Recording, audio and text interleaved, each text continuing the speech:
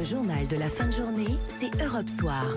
François Claus. Merci d'avoir choisi Europe 1. Il est 18h18, c'est l'heure de l'invité d'Europe Soir avec vous, François. Bonsoir Alain Sirou. Bonsoir à tous. Vous êtes le directeur de la rédaction de cette très belle revue qui s'appelle Ciel et Espace et vous nous racontez tellement bien les étoiles, le ciel sur Europe 1. Vous sortez d'ailleurs un numéro collector qu'on peut conseiller à tous nos lecteurs, spécial Mars, avec également une carte du ciel pour la nuit des étoiles, parce que Alain Sirou, demain, on va avoir la conjonction de deux phénomènes exceptionnels le même soir.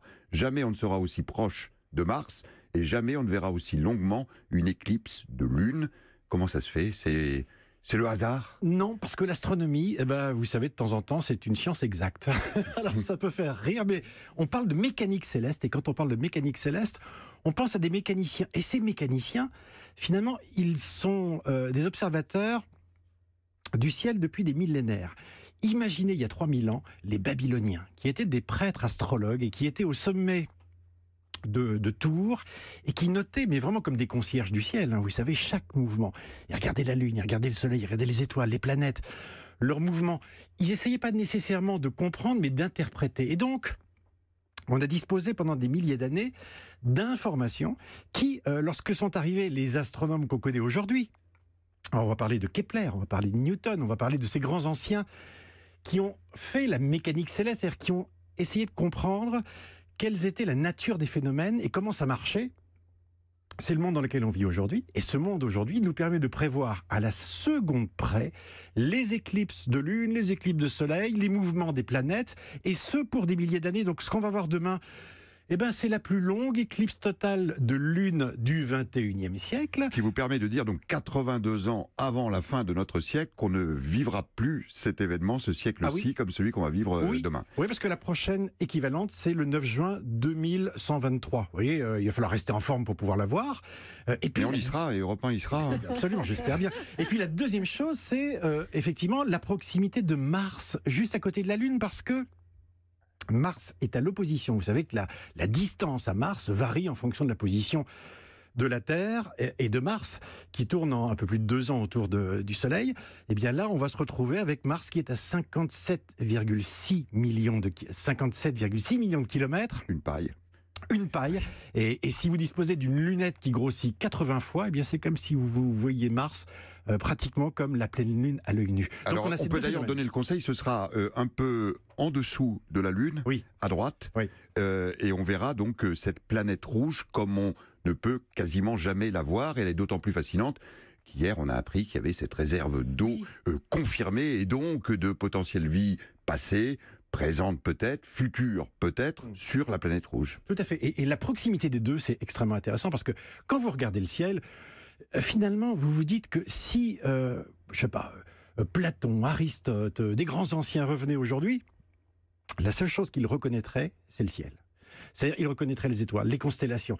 Ils verraient la lune, le soleil, et ils nous demanderaient certainement, qu'est-ce que vous avez découvert ? Qu'est-ce que vous avez appris ? Et ce qu'on pourrait leur répondre, sans doute, c'est des nouvelles questions. C'est-à-dire que, finalement, on comprend mieux la lune, on comprend mieux le soleil, on comprend mieux les mouvements des planètes, mais plus loin. Ces étoiles qu'on a dans le ciel, Vega, Deneb, Altaïr, qu'on voit à l'œil nu l'été, ces constellations, la Voie lactée, etc., on en connaît les distances, c'est énorme, c'est lointain, mais on ne sait pas grand-chose. Et elle nous renvoie à la question fondamentale, d'où venons-nous ? D'où venons-nous et qu'est-ce que nous faisons là ? C'est-à-dire que nous sommes sur une planète qui tourne autour d'une étoile qui s'appelle le Soleil, lequel Soleil tourne dans un groupe d'étoiles qui s'appelle la galaxie, laquelle est en mouvement dans plein d'autres galaxies, et on sait pas du tout où ça s'arrête. Comment ça a démarré ? Est-ce qu'on est tout seul ? Vous voyez ces questions qui sont des questions existentielles très profondes, philosophiques.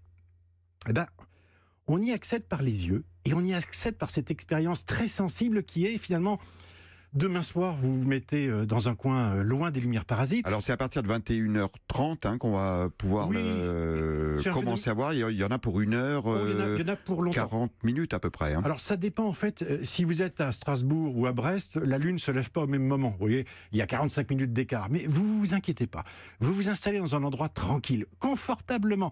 Et vous attendez que la Lune se lève. Alors, si vous êtes à Strasbourg, elle va se lever vers 21h06. Si vous êtes du côté de Brest, c'est 50 minutes plus tard. Et vous allez pratiquement rien voir au début parce que l'éclipse aura commencé. Il y a cet alignement incroyable qui est le Soleil, la Terre et la Lune. Et dans la le même Lune, axe. dans le même axe, dans le même plan. Et la Lune va passer exactement au centre de l'ombre de la Terre. Et comme elle est la plus éloignée à ce moment-là, en plus c'est le deuxième phénomène, ça va aller tranquillement, bon an, mal an, et ça va durer, je dirais, la totalité, l'éclipse, vraiment totale, ça va durer 1h43. Donc on va rater le début, si je puis dire, mais c'est pas grave. Et on va attendre que ça même monte. la progressivité du spectacle va être intéressante à voir, justement. Exactement. Et il va y avoir une teinte un peu cuivrée, un petit peu. C'est pas l'obscurité, le noir total. Non, parce que si vous étiez sur la Lune, qu'est-ce que vous verriez ? Eh bien, vous verriez une éclipse de soleil par la Terre. Et ça qui est rigolo, c'est que la Terre est entourée d'une atmosphère. Et puis cette atmosphère, elle dévie les rayons du soleil. Et si vous étiez sur la Lune, encore une fois, vous verriez les couleurs d'un coucher de terre. Et c'est ça vraiment la couleur. Donc vous allez tranquillement regarder monter ça. Et le moment le plus formidable, c'est la sortie de l'ombre. C'est-à-dire, alors là pour le compte, ce qu'on appelle la fin de totalité, mais c'est le moment où ça va sortir, c'est 23h13, et pour tout le monde. Et là, vous allez voir un petit croissant de lune qui va s'éclairer, et c'est le moment où finalement on va voir l'ombre de la Terre se projeter sur la Lune. C'est l'expérience ultime. C'est ce qui a permis aux Grecs de dire, voilà la preuve que la Terre est ronde. On voit son ombre et elle est ronde. Et prolonger cette ombre, eh bien, vous voyez que la Terre fait à peu près 4 fois le diamètre de la Lune à cette distance-là. Donc oui, c'est un lien avec le passé. C'est de la beauté, c'est de la convivialité. Puis ça permet d'expliquer aux enfants que regarder le ciel, c'est finalement pénétrer dans cette nature incroyable et pleine de mystères. Et en écoutant Alain Sirou, on croirait relire le Temple du Soleil, parce que c'est ce qui a sauvé Tintin également. L'éclipse, pour tous les amateurs de Tintin dans le Temple du Soleil, c'était l'éclipse de soleil, en l'occurrence dans l'album. Et ce phénomène, moi, me fascine depuis que j'ai lu à l'âge de 6 ans ou 7 ans le Temple du Soleil. Merci de nous l'avoir aussi bien raconté ce soir, Alain Sirou. Ça nous donne, Carole, un avant-goût, une mise en bouche avant la grande émission demain soir sur Europe 1, de 22h30 à 1h du matin. Vous serez avec Lord d'Autriche, vous serez avec Marc Fréjean et vos invités pour qu'on vive et qu'on apprécie ce moment en direct. Et puis on retrouvera Alain Sirou parce qu'on aime ça. Vendredi prochain, ce sera la Nuit des Étoiles, la 28e. Et elle s'annonce également absolument